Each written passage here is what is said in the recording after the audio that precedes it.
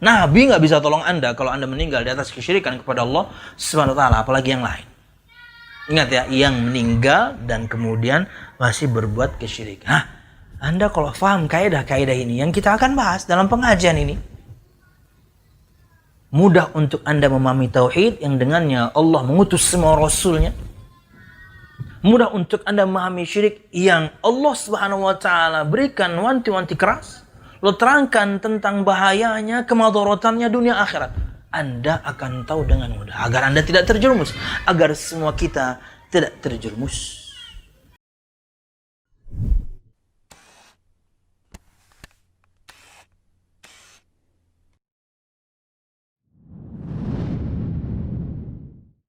Assalamualaikum warahmatullahi wabarakatuh. Innal hamdalillah nahmaduhu wa nasta'inuhu wa nastaghfiruh wa na'udzu billahi min shururi anfusina wa min sayyiati a'malina. May yahdihillahu fala mudilla lahu wa may yudlil fala hadiya lahu. Asyhadu an la ilaha illallah wahdahu la syarika lah wa asyhadu anna Muhammadan abduhu wa rasuluh. Qala Allah Ta'ala fil Qur'anil Karim, A'udzu billahi minasy syaithanir rajim. Ya ayyuhalladzina amanu taqullaha haqqa tuqatih wa la tamutunna illa wa antum muslimun. يا أيها الناس اتقوا ربكم الذي خلقكم من نفس واحدة وخلق منها زوجها وبث منهما رجالا كثيرا ونساء واتقوا الله الذي تساءلون به والأرحام إن الله كان عليكم رقيبا. يا أيها الذين آمنوا اتقوا الله وقولوا قولا سديدا يصلح لكم أعمالكم ويغفر لكم ذنوبكم ومن يطع الله ورسوله فقد فاز فوزا عظيما. فإن أصدق الحديث كتاب الله وخير الهدي هدي محمد صلى الله عليه وسلم وشر الأمور محدثاتها فإن كل محدثة بدعة wa kullu bid'atin dhalalah wa kullu dhalalatin finnar, amma ba'd. Al-musyahidun al-kiram, para pemirsa yang dirahmati Allah Subhanahu wa taala. Alhamdulillah, segala puji dan syukur marilah kita haturkan kepada Allah Subhanahu wa taala. Kemudian salawat serta salam semoga selalu tercurahkan kepada junjungan besar Nabi kita Muhammad sallallahu alaihi wasallam, juga beserta para sahabatnya, keluarganya, dan segenap kaum muslimin yang selalu istiqamah berpegang teguh dengan Islam sampai hari kiamat kelak. Al-musyahidun al-kiram, para pemirsa yang dirahmati Allah Subhanahu wa taala. Insyaallah pada kesempatan pagi hari ini kita akan membahas satu kitab yang baru, melanjutkan bahasan kita yang sudah selesai, yaitu Syarah Al-Usul Ats-Tsalatsa karangan Syekh Muhammad bin Shalih Al-Utsaimin, yang mempelajari tentang 3 pertanyaan yang akan dilayangkan kepada semua kita nanti di alam barzakh, yaitu tentang siapa Tuhanmu, apa agamamu, dan siapa nabimu. Nah, kemudian Syekh Muhammad bin Abdul Wahhab melanjutkan karangannya dengan kitab yang berjudul Al-Qawaidul Arba', kaidah yang 4. Dan dalam perkara atau dalam kitab ini atau dalam karangan beliau kali ini, beliau fokus kepada salah satu di antara bahasan al-usul ats-tsalatsa, yaitu al-imanu billah, berkaitan dengan iman kepada Allah Subhanahu wa taala. Ini fokus kepada perkara tauhid, kitab ini fokus kepada perkara tauhid dan lawannya yaitu syirik. Agar semua kita bukan cuma tahu siapa Tuhan kita Allah Subhanahu wa taala, tapi bagaimana kemudian kita mempersembahkan amal ini hanya untuk Allah Subhanahu wa taala. Kita harus tahu kaedahnya. Agar kemudian kita tidak terjerumus kepada lawan dari tauhid tersebut, yaitu kesyirikan kepada Allah Subhanahu wa taala. Mengesahkan Allah Subhanahu wa taala, yaitu yang biasa dikenal dengan istilah tauhid, adalah tujuan semua kita diciptakan oleh Allah. Allah Subhanahu wa taala berfirman, "Wa ma khalaqtul jinna wal insa illa liya'budun." Dan tidaklah aku menciptakan jin dan manusia kecuali hanya untuk beribadah kepada aku. Dan ibadah tidak pernah akan sah kecuali dia betul-betul mempersembahkannya hanya untuk Allah Subhanahu wa taala. Ibadah yang dia lakukan, baik itu berkaitan dengan amal hati, amal lisan, atau amal anggota badan, harus dia persembahkan hanya kepada Allah Subhanahu wa taala, tidak untuk yang lainnya. Itulah tauhid, ifradullahi bil ibadah, mengesahkan Allah Subhanahu wa taala dalam peribadatan. Nah, kitab ini yang tentunya insyaallah tidak panjang, tidak sepanjang Al-Usul Ats-Tsalatsa, Qawaidul Arba', dengan syarahnya ini yang kita akan baca dari syarahnya Syekh Shalih Fauzan bin Abdullah Al-Fauzan, hanya 45 halaman kurang lebih.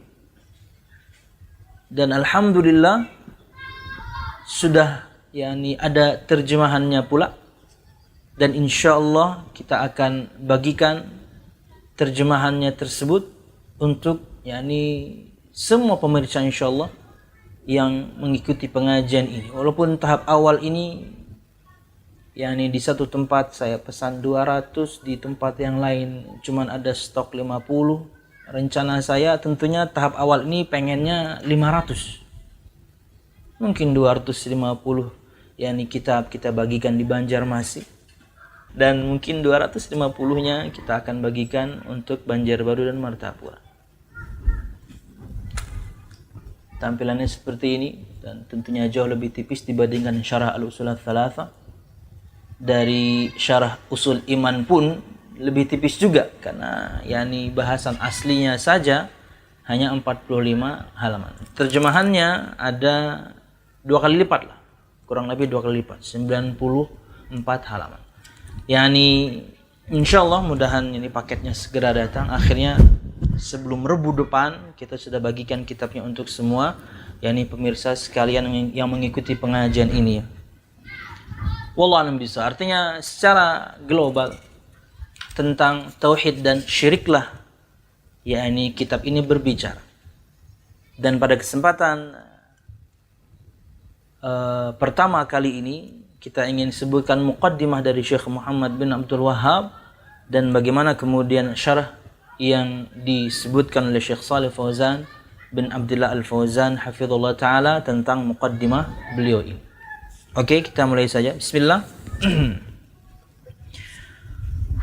As'alullah al-karim Rabbal 'arsyil 'azim ay yatawallaka fid dunya wal akhirah wa ay yaj'alaka mubarakan aynama kunta wa ay yaj'alaka mimman idza u'tiya syakara wa idza ibtuliya sabara wa idza adhnaba istaghfara fa inna haula'i tsalath unwanus sa'adah.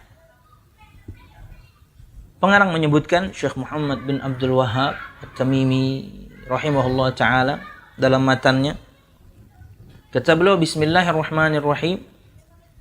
Sudah kita bahas panjang tentang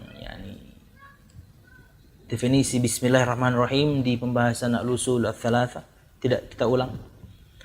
As'alullah al-karim, aku memohon kepada Allah Subhanahu wa taala yang maha mulia, Rabbal 'arsyil 'azim, pemilik 'arsy Allah Subhanahu wa taala yang agung, ayyatawallaka fid dunya wal akhirah, agar Allah Subhanahu wa taala menolongmu di dunia dan di akhirat. wa ayyaj'alaka mubarakan aina ma kunta, dan agar Allah Subhanahu wa taala menjadikanmu mubarakan, diberkahi, aina ma kunta, dimanapun kamu berada.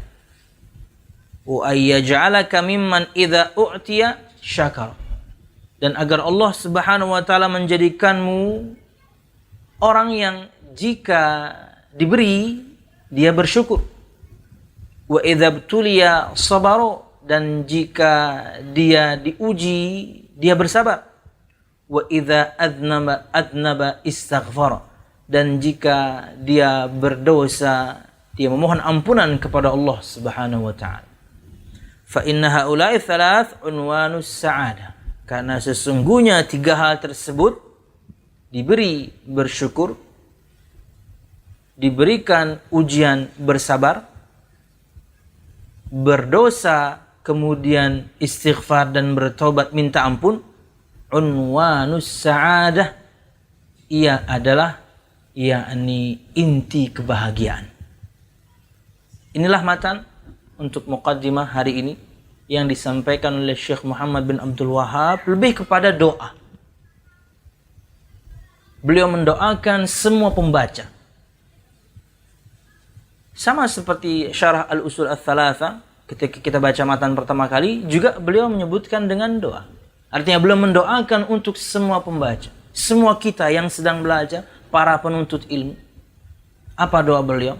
Beliau kemudian tentunya di awalnya menyebutkan dengan yakni bertawassul dengan asma dan sifat Allah Subhanahu wa taala, dengan menyebutkan keagungan Allah Subhanahu wa taala. Aku memohon kepada Allah yang maha mulia, memiliki arsy yang agung. Apa doa beliau untuk kita? Apa doa beliau untuk semua kita, para pembaca dan para penuntut ilmu? Agar Allah Subhanahu wa taala menolongmu di dunia dan di akhirat. Kita akan baca nanti syarahnya. Agar Allah Subhanahu wa taala memberkahimu dimanapun kamu berada. Agar Allah Subhanahu wa taala menjadikanmu orang yang jika diberikan nikmat dia bersyukur, yang jika diberikan ujian dia bersabar, yang jika dia berbuat dosa dan kesalahan istighfar, minta ampun dan bertaubat kepada Allah Subhanahu wa taala. Karena tiga hal ini, kata beliau, inti sebuah kebahagiaan. Dapat nikmat bersyukur, ada ujian hadapi bersabar, dan kemudian ketika berdosa segera rujuk kembali bertaubat kepada Allah Subhanahu wa taala. Wallahu a'lam bishawab. Itulah matan yang beliau sebutkan pada muqaddimahnya. Berikut keterangan Syekh Shalih Fauzan bin Abdullah Al-Fauzan hafizahullah taala. Kata beliau, hadhihi al-qawaidul arba' allati allafaha Syekhul Islam Muhammad bin Abdul Wahhab. Ini adalah kitab Al-Qawaidul Arba', kaedah yang 4 yang dikarang oleh Syekh Muhammad bin Abdul Wahhab At-Tamimi rahimahullahu taala. Wal qawaid, dan qawaid jam'u qaidah, jamak dari kata bahasa Arab qaidah, atau sudah menjadi bahasa Indonesia kaedah. Apa artinya? Wal qaidatu hiya al-aslu alladhi yatafarra'u anhu masailu katsirah aw furu'un katsirah. Satu pondasi, satu asal, satu tiang yang darinya kemudian keluar cabang yang begitu banyak. Itulah arti kaedah. Satu pondasi, satu prinsip. Kalau istilah pohon, satu batang. Yang kemudian darinya keluar begitu banyak cabang. Itulah kaedah. Itulah al-asl. Dan biasa juga kemudian kita definisikan dengan prinsip. Wallahu a'lam bishawab. Wa madmunu hadhihi al-qawaid al-arba' allati dzakaraha asy-syekh rahimahullah taala ma'rifatut tauhid wa ma'rifatut syirk. Kata Syekh Shalih Fauzan, Dan kandungan dari kitab Al-Qawaidul Arba ini, kaedah-kaedah yang 4 ini, yang disebutkan oleh Syekh Muhammad bin Abdul Wahhab ini, isinya adalah ma'rifatut tauhid wa ma'rifatut syirk. Pengetahuan akan tauhid dan pengetahuan akan syirik. Artinya kita akan mempelajari tentang tauhid dan kesyirikan, tentang tauhid dan musuhnya, tentang tauhid dan antonnya atau lawannya. Karena Anda akan bisa betul-betul bertauhid kepada Allah Subhanahu wa taala ketika Anda tahu lawannya. Anda akan bisa melawan iblis dengan semua tipu dayanya ketika Anda kemudian tahu juga kelemahannya dan juga kelebihannya. Dari kelebihannya kita menjaga diri, dari kelemahannya kita bisa nyerang. Layaknya sebuah peperangan. Al-Musyahidun al-Kiram, kata Syekh, dan kandungan kitab ini yang dikarang oleh Syekh ini adalah bagaimana semua kita nanti akan belajar, mengetahui, berilmu tentang tauhid dan syirik. Wa ma hiya al-qa'idah fit tauhid? Wa ma hiya al-qa'idah fi syirk? Dan kita juga akan pelajari apa itu kaedah-kaedah dalam bertauhid. Apa juga kemudian kaedah dalam kesyirikan. Agar kita betul-betul bisa mengesahkan Allah Subhanahu wa taala dalam semua amal ibadah kita, dan agar semua kita terhindar dari lawannya yaitu kesyirikan, kita harus tahu kaedahnya. Karena jika seorang telah bertauhid kepada Allah, mengesahkan Allah Subhanahu wa taala dalam peribadatannya, keutamaannya begitu banyak. Keutamaan di dunia ketika dia hidup, keutamaan ketika ditegakkan hari kiamat, keutamaan ketika dikumpulkan di padang mahsyar, keutamaan ketika banyak untuk orang-orang yang bertauhid. Tapi sebaliknya juga kita akan belajar kalau misal na'udzubillah seorang terjerumus kepada kesyirikan kepada Allah, kengerian demi kengerian, kesengsaraan demi kesengsaraan yang akan dia dapatkan. Kita harus tahu kaidahnya agar tidak terjerumus. Ingat seorang sahabat Nabi Muhammad SAW bernama Abu Dzar Al-Ghifari radhiyallahu anhu. Dia mengatakan, kana nas, adalah manusia dulu selalu bertanya kepada Nabi Muhammad tentang kebaikan dan kebaikan. Aku bertanya tentang keburukan. Aku bertanya tentang sebaliknya. Supaya apa? Supaya aku tidak terjerumus ke dalamnya. Anda belajar tauhid, bagaimana cara kita mengesahkan Allah Subhanahu wa taala dalam peribadatan agar tidak terjerumus kepada syirik. Anda belajar apa itu syirik dan apa kaedah-kaedahnya agar Anda tahu dan tidak terjerumus ke dalam. Lianna katsiran minan nas yatakhabbatuna fi hadainil amrayn. Kata Syekh Shalih Fauzan, karena banyak manusia disebutkan di sini istilah beliau, kalau kita kemudian nukil juga istilah dari sabda Nabi Muhammad. Ingat sabda Nabi Muhammad SAW, ni'matani maghbunun fihima kathirun minan nas, as-sihhat wal farah. Ada dua nikmat yang banyak manusia tertipu pada dua nikmat tersebut. Nikmat kesehatan dan nikmat waktu luang. Perhatikan sabda Nabi Muhammad, kathirun minan nas, banyak manusia. Kata Syekh Al-Utsaimin menerangkan dalam syarahnya, berarti yang tidak tertipu pun banyak. Artinya 50-50. Yang tertipu akan dua nikmat tersebut banyak, karena istilah yang Nabi Muhammad gunakan katsirun minan nas, berarti yang tidak tertipu juga banyak. Ini sama. Kata Syekh Shalih Fauzan, li'anna katsirun minan nas, karena banyak manusia yatakhabbatu. Artinya ini akan juga maknanya 50-50. Banyak yang yatakhabbat. Apa itu yatakhabbat? Kita akan terangkan berikut. Dan banyak yang tidak yatakhabbat. Yatakhabbat dalam kamus bahasa Arab yang ulun baca, di antara maknanya adalah fi'lu syai'i atau ada'u syai'i ashwa'iyan. Melakukan sesuatu, mengerjakan sesuatu random. Apa itu random?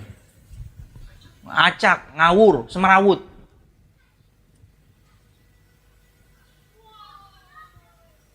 Kalau dalam makna ini enaknya diterjemahkan serampangan. Karena banyak manusia ngawur aja. Karena banyak manusia, kata beliau, yatakhabbatuna fi hadainil amrayn. Mereka ngawur pemahamannya dalam dua perkara ini. Kaidah tauhid dan kaidah syirik. Yatakhabbatuna fi makna tauhid ma huwa. Mereka ngawur bahasa Indonesia enggak sih? Atau bahasa obrolan? Bahasa obrolan ya. Serampangan enak ya. Serampangan kayaknya bahasa Indonesia.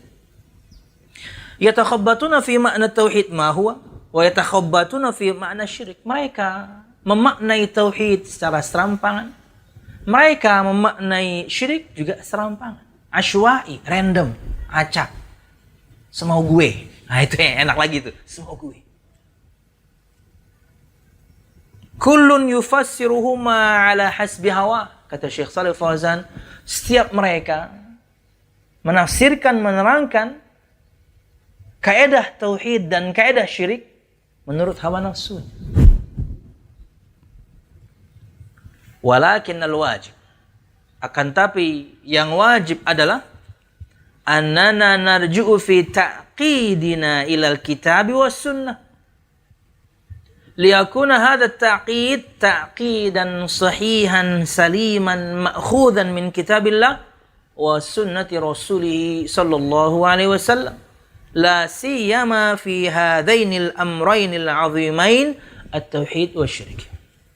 Padahal kewajiban kita adalah enggak boleh memaknai tauhid kaedahnya, tidak boleh memaknai syirik dan juga kaedahnya semau hawa nafsu kita, semau kita, semau gue dan semau elu, enggak boleh serampangan. Yang wajib kata Syekh, kita mengembalikan penetapan apa itu akidah, apa itu kaedah dalam bertauhid, apa itu kaedah dalam kesyirikan, itu kita kembalikan kepada Al-Quran dan As-Sunnah. Liakuna hadha ta'kid, agar kemudian penetapan kita ini ta'kidan sahihan saliman ma'khudhan min kitabillah wa sunnati rasul. Agar kemudian penetapan kita akan kaedah tauhid dan kaedah syirik betul-betul menjadi penetapan yang sahih, benar, salim, lurus, ma'khudh, diambil dari Al-Quranul Karim dan Sunnah Nabi Muhammad SAW. Harus kedua itu kita kembali. Apalagi dalam perkara yang sangat agung, apalagi dalam dua perkara yang agung ini, tauhid dan lawannya syirik.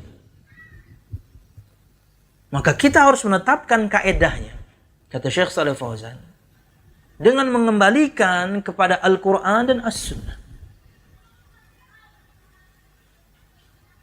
Bukan kemudian dengan mau kita dan dengan hawa nafsu kita.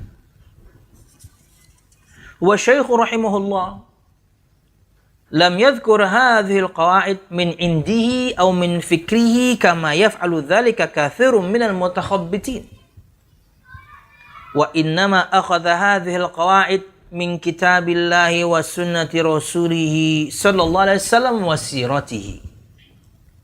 Kata Syekh Shalih Fauzan dan Syekh Muhammad bin Abdul Wahhab tidak menyebutkan kaedah-kaedah ini dari dirinya, dari pemikirannya, sebagaimana yang dilakukan oleh banyak orang yang yatakhabbat tadi, mutakhabbit. Ingat firman Allah Subhanahu wa taala ketika Allah Subhanahu wa taala memberikan permisalan untuk para pemakan riba. Apa kata Allah Subhanahu wa taala? Kama alladzina yakuluna riba la yakuluna illa kama yakul ladzi yatakhabbathu syaitanu minal mas. Al-Baqarah ayat berapa itu? Orang pemakan riba itu seperti orang yang jatuh terjungkal tuh ke belakang kan? Iya. Kalau nyungsep kan ke depan ya? Iya. Tapi jatuhnya itu setelah kerasukan setan. Anda kalau pernah lihat, jangan lihat sih ya, orang kalau dulu ibu saya, semoga Allah merahmati beliau, itu ketika kena serangan itu betul-betul yakni terjungkal dari kursinya, saking kerasnya. Ini enggak, orang pemakan riba itu seperti orang kerasukan syaitan dan jatuh terjungkal. Perhatikan di situ Allah juga menggunakan kata yatakhabbat.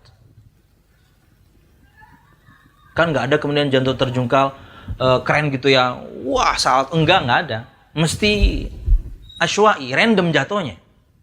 Makanya memang tergantung siak makna yatakhabbat. Dalam hal ini kita terjemahkan dengan orang yang memaknai dengan serampangan, asal-asalan, random. Kata Syekh Shalih Fauzan, Syekh Muhammad bin Abdul Wahab menyebutkan 4 kaidah ini bukan dari dirinya, bukan dari pemikirannya, sebagaimana yang dilakukan oleh orang yang yakni serampangan tadi. Wa innama akhadha hadhil qawaid, kan tapi sebaliknya. Beliau mengambil kaidah-kaidah ini dari kitabullah dan sunnah Nabi Muhammad SAW dan sirah Nabi Muhammad SAW. Karena nanti akan kita terangkan bagaimana kemudian kesyirikan yang ada di zaman Nabi Muhammad SAW kala itu bersama orang-orang kafir Quraisy. Makanya disebutkan dengan sirahnya.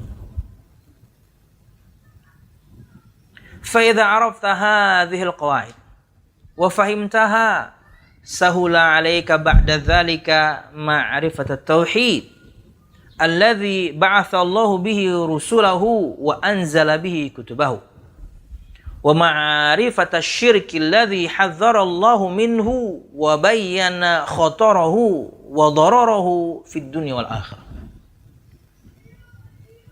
Hasilnya nanti ketika kita mempelajari ini dan selesai, dan ingat al-musyahidun al-kiram, siapapun di antara kita yang kemarin ikut belajar al-usul ats-tsalatsa, ketika selesai ya jangan ditinggalkan begitu saja, apalagi udah selesai nih, enggak baca-baca lagi. Ada saja perkara kita kemudian yang lupa, hingga kemudian teringat kembali. Nah ini nih, kalau udah selesai kata beliau, فَإِذَا عَرَفْتَ هَذِهِ الْقَاعِدَةِ, dan jika kamu mengetahui kaidah-kaidah ini. Apa itu? Belum, kita akan bahas nanti. Ini masih sedang bahas muqaddimah.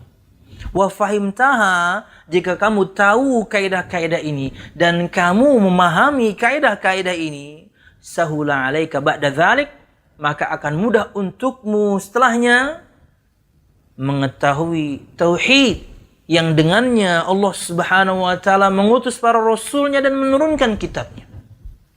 Kita akan paham nanti betul-betul apa itu tauhid yang semua rasul diutus untuk yakni menyerukan tauhid.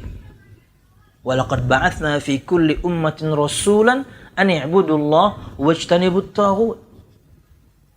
Allah berfirman, dan telah kami utus pada setiap umat, waktu, generasi, zaman seorang rasul. Agar apa? Agar dia menyeru, u'budullah, sembahlah Allah saja, sembahlah Allah semata, dan jauhilah taghut. Apa itu taghut? Udah kita bahas.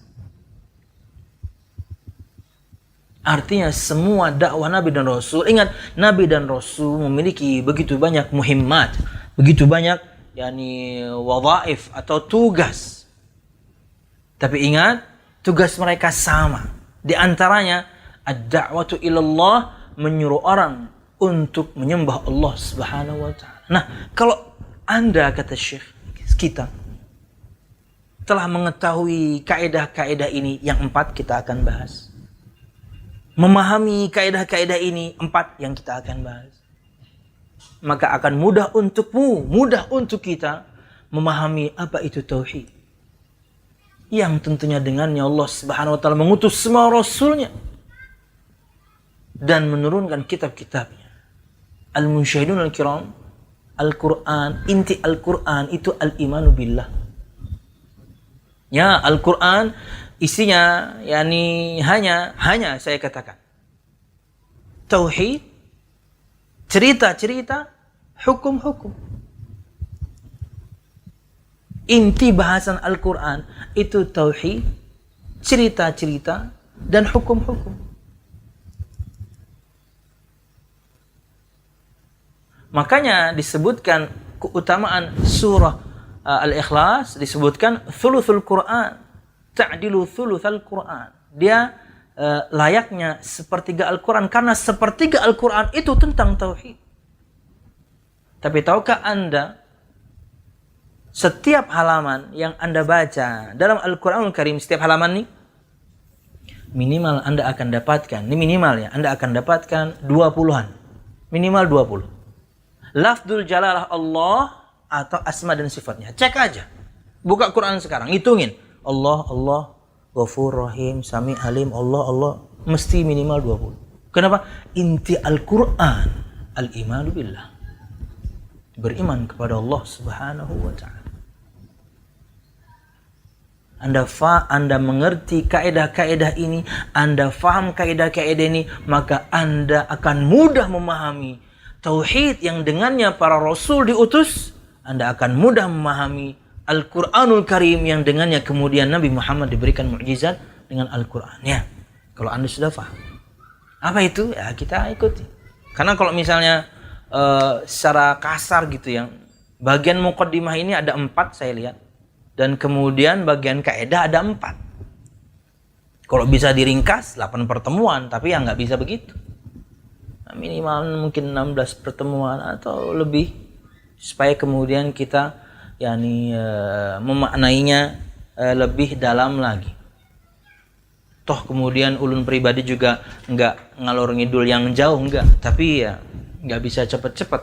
Kayak Al-Usul Ats-Tsalatsa, syarahnya kita baca dari 2014. 6 tahun kita baru selesai. Kurang lebih 6 tahun. Dari Maret 2014 sampai Maret 2020. Subhanallah. Wallahu a'lam bishawab. Ya tentunya di sela-selanya ada kosong, ada berhalangan. Ya tentunya ada masalah-masalah lah ya. Oke. Dan jika engkau mengetahui dan memahami kaidah-kaidah ini, kata Syekh Shalih Fauzan, maka akan mudah untukmu juga mengetahui kesyirikan. Di mana Allah Subhanahu wa taala telah mewanti-wanti syirik ini dan menyebutkan bahayanya dan madaratnya dunia akhir. Anda akan tahu, semua kita akan tahu. Kita akan tahu tauhid yang dengannya para rasul diutus. Hingga kemudian ibadah kita benar. Dan kita juga akan tahu apa itu syirik. Karena ini sangat Allah, ya karena ini satu-satunya dosa yang tidak boleh kita lakukan. Jangan pernah kita lakukan. Dia dosa besar yang paling besar. Dia menghancurkan semua amal kalau syiriknya besar. Kalau kemudian sampai meninggal belum sempat bertobat, Allah nggak ampuni. Dan kemudian Allah haramkan untuk pelakunya surga dan bagian neraka dan nggak bisa ditolong. Wah, udah berapa tuh? Keburukan demi keburukan. Kesengsaraan demi kesengsaraan. Kengerian. Bahaya. Untuk kesyirikan kepada Allah Subhanahu wa taala. Taswiyatu ghairillah billah mimma huwa min khasaisillah. Menyamakan selain Allah dengan Allah dalam perkara-perkara yang itu adalah keistimewaan Allah Subhanahu wa taala. Syirik. Dosa besar yang paling besar. Kalau syiriknya besar yang dilakukan, setelah ditegakkannya hujjah, menghancurkan semua amalnya, mengeluarkan dia dari Islam. Meninggal belum bertobat, Allah nggak ampuni. Kemudian di Al-Maidah 72, Allah haramkan untuknya surga dan tempat kembalinya neraka. Orang kalau masuk neraka, ada saja kemudian yang bisa ditolong dengan syafaat para nabi, para rasul, orang saleh. Ada yang bisa ditolong ketika masuk neraka. Tapi untuk pelaku syirik, tidak ada yang bisa menolong untuk yang berbuat syirik. Nggak bisa ditolong. Nabi nggak bisa tolong Anda kalau Anda meninggal di atas kesyirikan kepada Allah Subhanahu wa taala, apalagi yang lain. Ingat ya, yang meninggal dan kemudian masih berbuat kesyirikan. Nah, Anda kalau paham kaidah-kaidah ini yang kita akan bahas dalam pengajian ini, mudah untuk Anda memahami tauhid yang dengannya Allah mengutus semua rasulnya. Mudah untuk Anda memahami syirik yang Allah Subhanahu wa taala berikan wanti-wanti keras. Lo terangkan tentang bahayanya, kemadaratannya dunia akhirat. Anda akan tahu dengan mudah. Agar Anda tidak terjerumus. Agar semua kita tidak terjerumus. Wa hadza amrun muhimmun jiddan wa huwa alzam 'alaika min ma'rifati ahkamis salati waz zakati wal ibadati was sa'iril umuri ad-diniyah li'anna hadza huwal amrul awwaliyyu wal asas li'anna as-salata waz zakata wal hajja wa ghayraha min al ibadati la tasihhu illa idza lam tubna ala asl al-aqidati as-sahihah wa hiya at-tauhid al-khalis lillahi azza wa jal. Dan ini kata Syekh Shalih Fauzan bin Abdullah Al-Fauzan adalah perkara yang sangat penting, muhim, penting, jiddan, sangat. Dan ini ada tambahan ringan ya. Untuk siapapun di antara kita yang baru-baru belajar bahasa Arab, saya juga dulu gitu ya. Makanya yakni bagus sekali beberapa pesantren, lembaga pendidikan, universitas gitu ya, ketika mereka ingin mengajarkan bahasa Arab, tenaga pengajarnya native speaker, orang Arab langsung. Biar kita tahu penggunaan-penggunaan yang tepat, idiom-idiom yang tepat. Di antaranya jiddan. Terkadang kemudian tidak tertulis dalam yakni kitab-kitab tentang kaidahnya, tapi kita tahu dari bagaimana orang Arab berbicara. Kata afwan itu nggak bisa ditambahi jiddan. Kan kita pengennya tuh maaf banget gitu ya, maaf banget ya. Tapi nggak bisa di bahasa Arab Anda pakai afwan jiddan, nggak enak di sininya. Orang Arab juga, apaan nih? Iya kan mereka tidak sebutkan itu. Itu bahasa Arab, bahasa Indonesia yang diarabkan aja. Bahasa anak pesantren lah ya. Bahasa slangnya anak pesantren. Wallahu a'lam. Atau misalnya terus terang, saya mengatakan ini terus terang. Dalam bahasa Arab, aqulu laka bis-sarah. Saya ingin mengatakan kepada kamu terus terang. Aqulu laka bis-sarah atau aqulu bis-sarah. Tapi kalau Indonesia diarabkan, ana aqulu laka istamir munir. Ini rusak bahasa Arab, ini rusak. Aduh, jangan gitu. Ini tambahan ringan saja. Tidak semua kata kemudian bisa Anda tambahkan jiddan. Di antaranya afwan. Afwan jiddan Ustaz. Aduh, nggak bisa. Nggak enak di sininya. Kenapa? Tidak seperti itu mereka berbicara. Tapi boleh aja. Semua Anda, bahasa Arab aja rusak sama orang-orang. Iya kan? Sama TKI gitu ya. Sama dari negara lain juga. Wah. Bahkan para syekh mengatakan mereka yang harus menurunkan level bahasa. Mereka harus ikut bahasa slangnya, yakni para pekerja. Aduh, saya ingat sekali dulu ya. Naik ke omprengan gitu ya. Bersama Ustadz Rizal Yulia, mungkin semua Anda juga kenal. Kita pengen ke Masjid Nabawi. Supirnya waktu itu kalau nggak salah, bukan supir ya, kita sedang berbelanja kalau nggak salah. Dia bertanya kepada Ustaz Rizal, berapa lama kamu belajar bahasa Arab? Ya beliau sebutkan, kita belajar di pesantren 6 tahun kan. 3 tahun mutawassithah, 3 tahun i'dad muallimin. Wah, kamu belajar bahasa Arab berapa? Saya 3 minggu. Oh, kurang ajar. Tapi bahasa kamu rusak. Tapi iya. Oke, lanjut ya. Sedikit tambahannya. Tapi inilah penggunaannya. Wa hadza amrun muhimmun jiddan. Kata beliau, ini perkara penting sekali. Mengetahui kaidah tauhid, mengetahui kaidah syirik, ini perkara penting sekali kata Syekh. Kenapa ya? Masuk nggak suaranya? Masuk ya. Anak-anak bermain. Syukur mereka nggak main petasan pemirsa. Masih main biasa lah. Wa huwa alzama 'alaika min ma'rifati ahkamis salati waz zakati wal ibadati was sa'iril umuri diniyah. Dan perkara ini mengetahui, memahami kaidah tauhid, kaidah syirik, kata beliau alzam 'alaik. Atau disebutkan di sini bisa juga dengan ulzim 'alaik. Aku lazimkan kepadamu, aku haruskan kamu. Atau alzam alaik, lebih layak, lebih lazim untuk kamu pahami, pelajari. Daripada kemudian kamu mengetahui hukum-hukum salat, zakat, ibadah-ibadah, dan semua perkara agama. Ini paling penting. Ya, itu penting juga. Hukum salat ya penting, zakat penting, semua ibadah, semua perkara agama penting. Tapi ini yang lebih lazim untukmu. Bisa ulzim alaik atau alzam alaik. Ulzim alaik artinya saya lazimkan kamu untuk kemudian mengetahui perkara ini. Atau ini lebih layak, lebih pantas, lebih lazim untuk kamu pahami lebih dulu dibandingkan yang lain. Memahami kaedah. Memahami kaedah yang nanti tentunya darinya akan keluar begitu banyak cara. Lianna hadha huwal amrul awwali wal asas. Karena inilah perkara yang pertama dan pondasi. Lianna salata wa zakata wal hajj wa ghairaha minal ibadat la tasihhu idza lam tubna ala aslil aqidati sahih. Karena salat, zakat, haji dan yang lainnya dari semua peribadatan tidak akan sah jika tidak dibangun di atas aslul aqidah as-sahih, tidak dibangun di atas prinsip pondasi akidah yang benar. Percuma salatnya. Kenapa? Berbuat syirik. Kan gitu. Percuma salatnya. Kenapa? Enggak tauhid. Makanya kenapa ini yang lebih layak dan lebih pantas untuk kita pelajari, untuk kita ketahui dan kita fahami.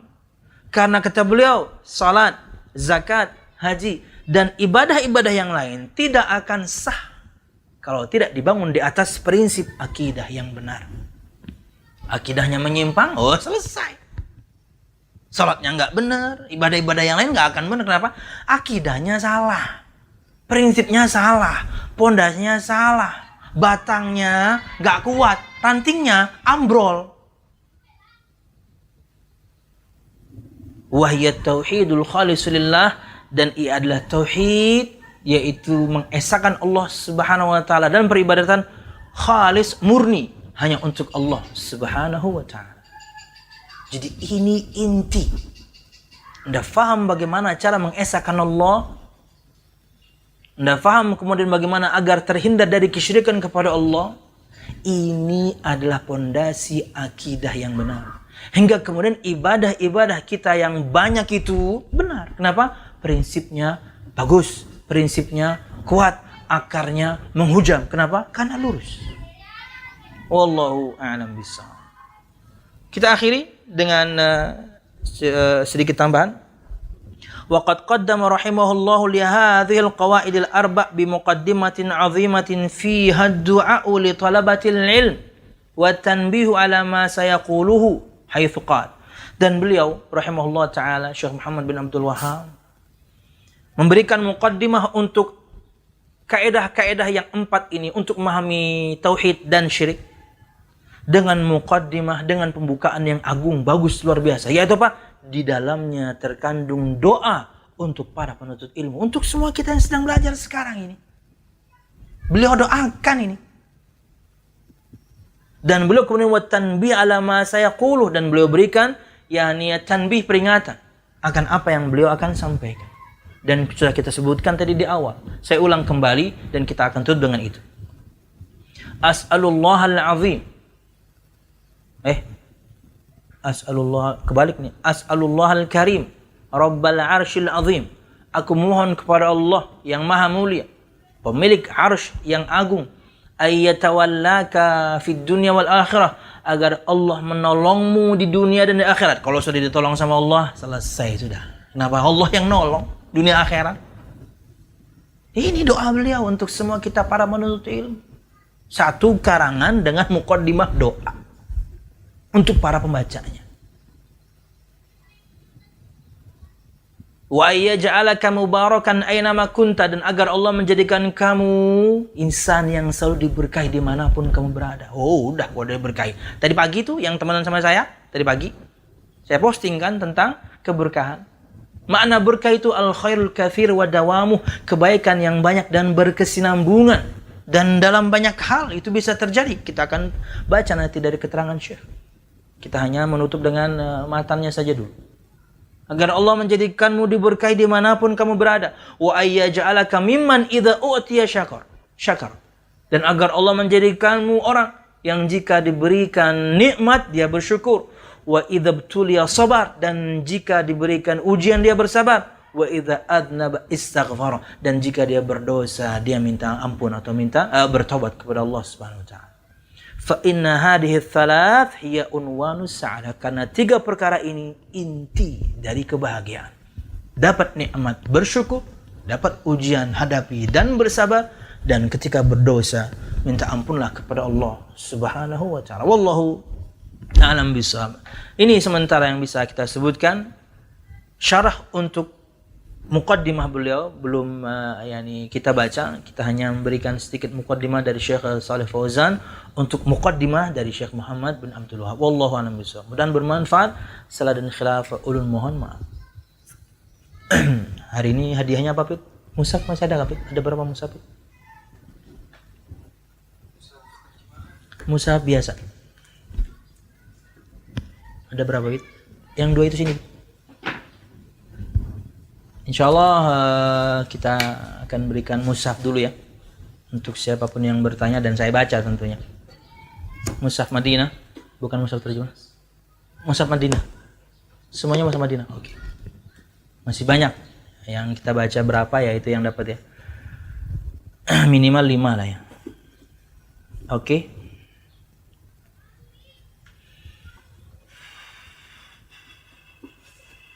Kita dari Rifkon dulu atau gimana nih? Kemarin sudah dari Rifkon ya. Dari yang masuk ke nomor ini dulu aja ya. Oke.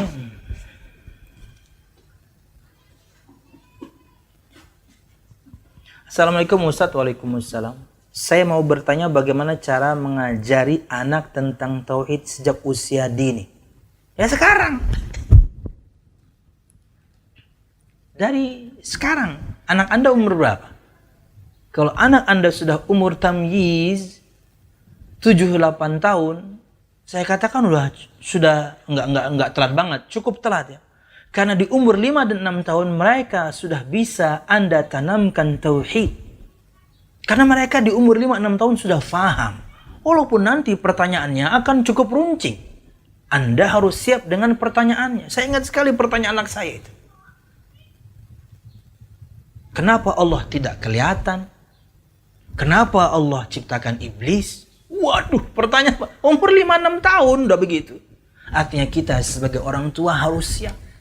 Kita sebagai orang tua, khususnya para bapak, harus siap. Kita berilmu tentang agama kita. Pelan-pelan belajar. Sejak mereka mulai faham, saat itulah Anda tanamkan. Bayangkan, perhatikan sabda Nabi Muhammad ketika beliau mengatakan kepada seorang anak kecil.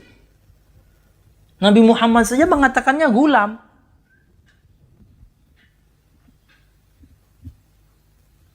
Wahai gulam, kata Nabi Muhammad, wahai anak kecil. Disebutkan di situ tentunya gulam maksudnya adalah anak yang mumayyiz, 7-8 tahun. Dan si anak itulah yang kemudian menjadi sahabat yang meriwayatkan hadisnya. Dan Nabi Muhammad ajarkan di hadis itu bahkan sampai level tentang takdir. Bukan lagi tauhid, iman kepada Allah. Sampai level takdir Nabi Muhammad terangkan ke anak kecil. Apalagi perkara iman kepada Allah. Maka Anda harus mengilmui minimal 4 hal. Agar Anda bisa mengajarkan kepada anak Anda atau anak-anak kita. 1. Tentang iman kepada Allah tentunya. Dan Anda bisa rujuk kajian ulun di Syarah Ushulul Iman, khususnya iman kepada Allah. Ada 4 perkara minimal yang harus kita fahami, dan darinya kita kemudian mengajarkan ke anak-anak kita. Apa itu? Beriman akan keberadaan Allah. Allahnya itu ada. Dan Anda harus buktikan itu dengan dalil-dalil yang mudah mereka fahami dan kemudian mereka menerima. Allahnya itu ada. Baru kemudian pembagian tauhid yang 3.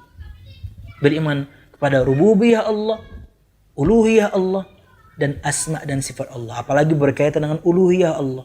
Bahwasanya nak, semua ibadah kita ini harus kita persembahkan hanya kepada Allah Subhanahu wa taala. Ya. Mudahan bisa dirujuk videonya yang jelas. 4 perkara ini Anda harus mengilmuinya dan nantinya Anda bisa mengajarkannya. 4 hal yang paling inti dari iman kepada Allah Subhanahu wa taala, agar Anda bisa tanamkan itu ke anak. Allahnya itu ada. Dan kita mengimani akan rububiyah Allah. Allah maha segalanya, mencipta, mengatur segala urusan, menghidupkan, mematikan, maha yang lain. Kemudian semua ibadah kita harus kita persembahkan hanya kepada Allah, karena yang menciptalah yang layak untuk disembah. Dan baru kemudian masuk asma dan sifat, dan cukup berat untuk perkara ini untuk anak kecil, tapi harus pelan-pelan sejak dini. Wallahu a'lam bishawab. Jadi bagaimana kita mengajari anak tauhid sejak dini? Kitanya harus faham dulu, dan ketika anak sudah mulai faham 7-8 tahun Anda sudah memulainya. Wallahu a'lam bishawab. 2.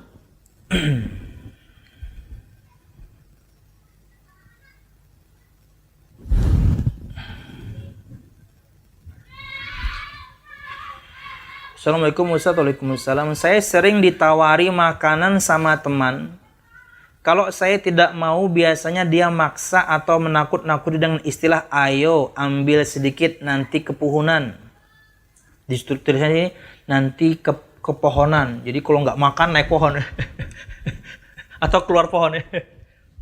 Kualat. Ya. Atau dapat celaka lah istilahnya, gampangnya kepuhunan itu. Nanti kalau terjadi sesuatu di jalan, kalau saya mengambil sedikit untuk menyenangkan dia, apakah ini termasuk syirik? Tentunya tidak. Dikasih ambil. Dikasih ambil. Karena apa? Dia sedang memberi, maka ketika Anda menerimanya, maka Anda membahagiakan dia. Dan untuk yang memberi, nggak usah tambahkan embel-embel ini. Jangan kaitkan kemudian kemadharatan dengan makanan yang Anda beri. Apa hubungannya? Nggak ada hubungannya. Kamu kalau nggak makan nanti jatuh di jalan. Kecuali betul-betul ya, perutnya, Anda tahu perut teman Anda ini kosong sekali. Anda beri, dia nolak-nolak. Anda bisa ngomong, nanti kamu pingsan loh. Kan bisa. Kenapa? Karena ada sebab-sebab. Nah, ente lapar. Tapi kalau dihubungkan dengan sesuatu yang tidak ada korelasinya, kamu kalau nggak ambil, nanti kamu kualat, kepuhunan bahasa Banjarnya. Kamu akan dapat celaka. Anda mengaitkan kemadharatan dengan sesuatu yang dilihat atau dengar. Dan hal ini adalah makanan. Ini tatoyur. Bagian dari kesyirikan. Jangan. Wallahu a'lam bishawab. Karena kalau betul-betul terjadi, nanti tertanam. Iya juga ya, tak taunya ya. Nah itu. Jangan ya. Manfaat dan madharat itu dari Allah. Tugas kita hanya mencari sebab keselamatan, menghindar dari sebab-sebab kemadharatan. Sudah berusaha kita menghindar dan celaka juga, itulah ketentuan Allah Subhanahu wa taala. Jangan kemudian selalu merasa akan mendapatkan kesialan berkaitan dengan banyak hal yang kita lihat atau kita dengar, berkaitan dengan angka tertentu, hari tertentu, pekan tertentu, bulan tertentu, warna tertentu, binatang tertentu akan celaka begini, akan celaka begini, akan mati. Macam-macam. Jangan. Tapi kata Nabi Muhammad SAW, wa ma minna illa. Tidak ada seorang pun di antara kita kecuali mesti kena bagian dari tatoyu. Ada aja. Di 1 dan 2 momen dalam kehidupan kita, mesti kita kena perkara tatoyur ini. Selalu merasa akan mendapatkan kesialan berkaitan dengan sesuatu yang kita lihat atau kita dengar. Wa ma minna illa, kata Muhammad. Tidak ada seorang pun di antara kita kecuali mesti kena perkara itu. Walakin yudhibuhu Allah subhanahu wa ta'ala tawakkul. Akan tapi Allah akan menghilangkan perkara itu dan kita bertawakal kepada Allah subhanahu wa ta'ala. Cari sebab keselamatan, hindari sebab kemudaratan, dan bertawakal kepada Allah. Wallahu a'lam bishawab. 2 ya, Bit?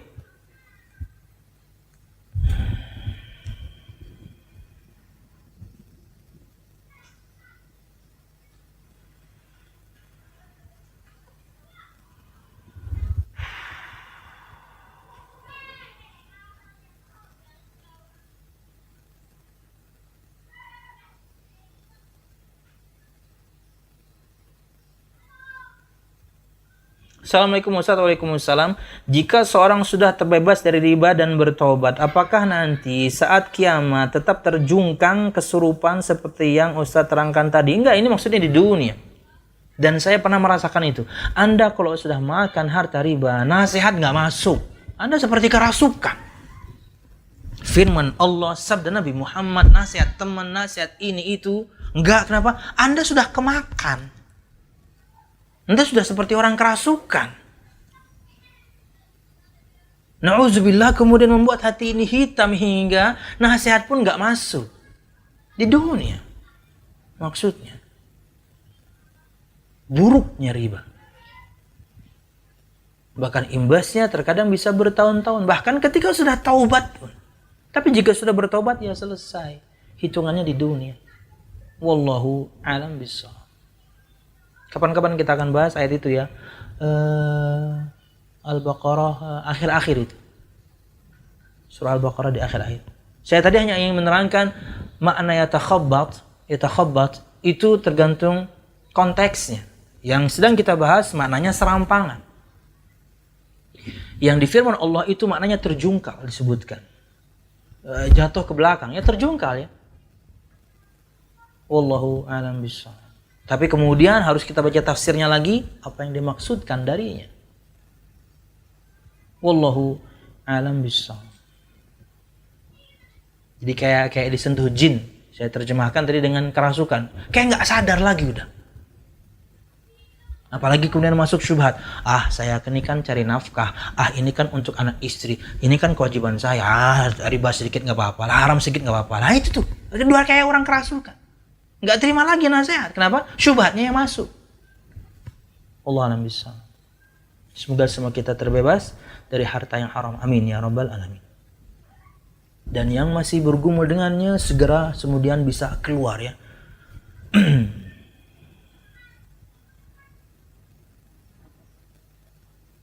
Kita ambil dari Rifkon 2 ya, biar adil ya. Dari Rifkon panjang-panjang amat nih.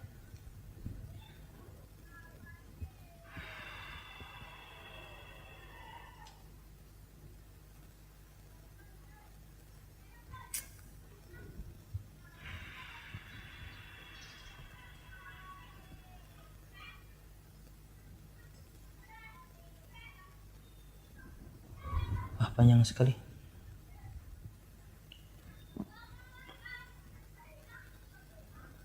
Afwan Ustadz. Nah ini bagus nih, Afwan Ustadz, jangan Afwan Jidan. Bagaimana menyikapi seorang muslim yang berkata jangan selalu hubungkan segala perkara dengan agama. Jangan selalu hubungkan segala perkara dengan agama.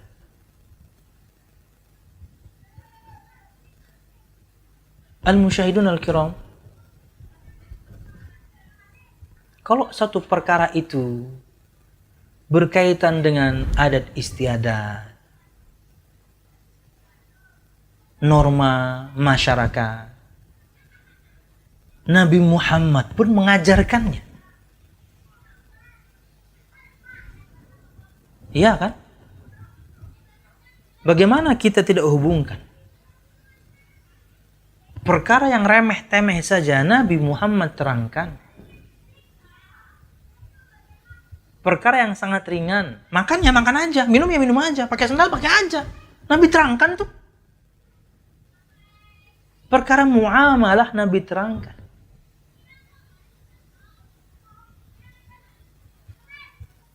Karena seorang ketika ingin melakukan sesuatu dan Nabi Muhammad SAW punya petunjuk tentangnya atau darinya, kata para ulama di antaranya Ibnu Daqiq Al-Id, dan saya tidak salah, dia wajib dapat pahala. Allah harus ngasih dia pahala. Kenapa? Lawang dia dalam perkara yang ringan saja itu merujuk pada Nabi Muhammad SAW. Karena Nabi Muhammad ajarkan semua.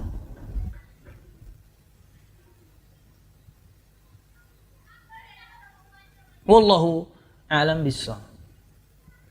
Yang saya takutkan perkataan demikian adalah orang yang memang kemudian tidak ingin belajar agama. Dan tentunya keterangannya atau perkataan ini sangat umum sekali ya. Tapi kalau dalam perkara yang dia maksudkan adalah perkara muamalah, kita tidak berbicara akidah, ibadah, adab dan akhlak, ini pasti udah detail ya. Perkara muamalah, maka tentunya masing-masing tempat dan negara punya adat istiadat tersendiri.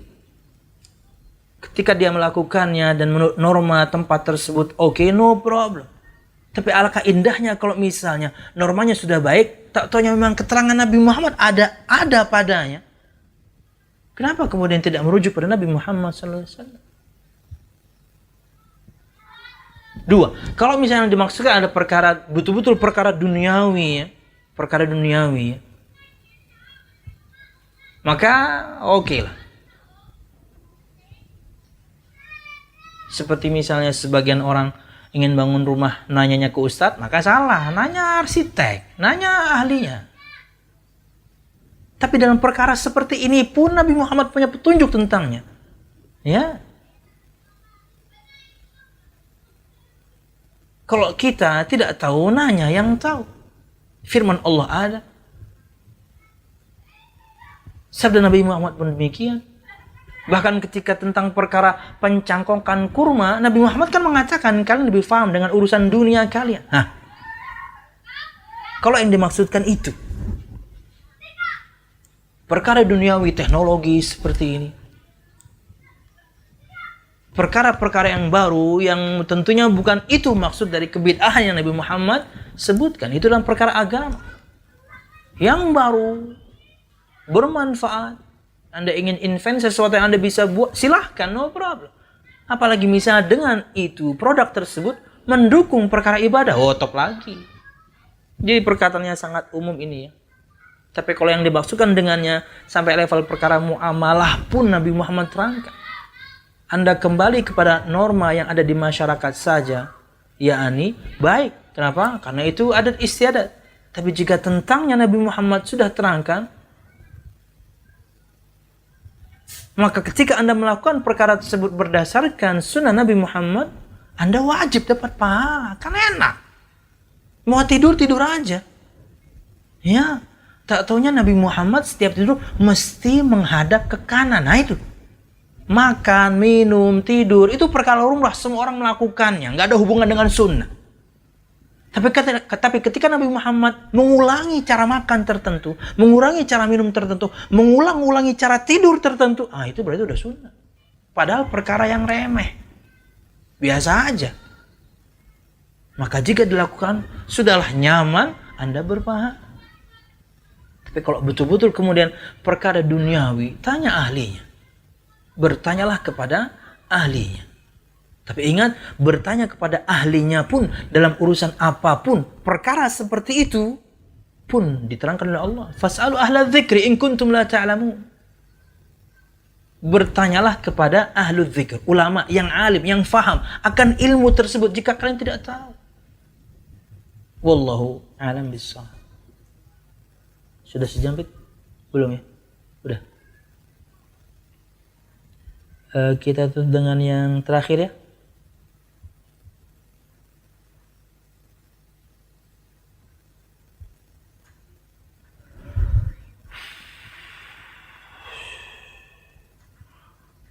Ustadz, bagaimana hukumnya seorang anak yang meminta timbal balik atas kebaikannya terhadap orang tuanya, Ustadz?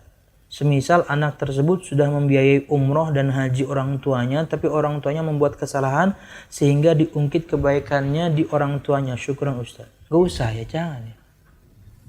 Gak usah ya. Lakukan kebaikan kepada kedua orang tua Anda dan harta Anda milik orang tua Anda.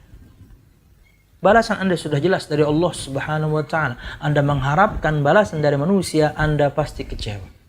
Sudahlah, berbakti saja. Anda punya harta, makmurkan mereka.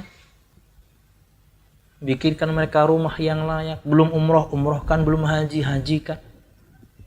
Berikan mereka semua yang layak. Kalau memang Anda mampu. Balasan Anda dari Allah Subhanahu wa taala udah jelas. Anda mengharapkan itu dari manusia, maka Anda pasti kecewa. Wallahu a'lam bishawab. Dan kewajiban bakti itu anak kepada orang tua. Dan siapapun di antara kita yang di posisi sebagai orang tua, tahu dirilah. Ya, hargai usaha anakmu. Mereka bekerja, betul harga mereka adalah hartamu. Tapi apa susahnya sedikit untuk menghargai keringat mereka. Jangan tidak melakukan kesalahan A, B, C, dan D yang cukup menyakitkan hati mereka. Kalau Anda sebagai orang tua, sama-sama tahu diri, sama-sama mawas diri. Kalau Anda sebagai anak, dan kemudian kebaikan Anda tidak direspon dengan baik, bersabarlah. Bersabarlah. Mereka tangga surga Anda, tugas Anda mendoakan mereka agar Allah berikan mereka petunjuk.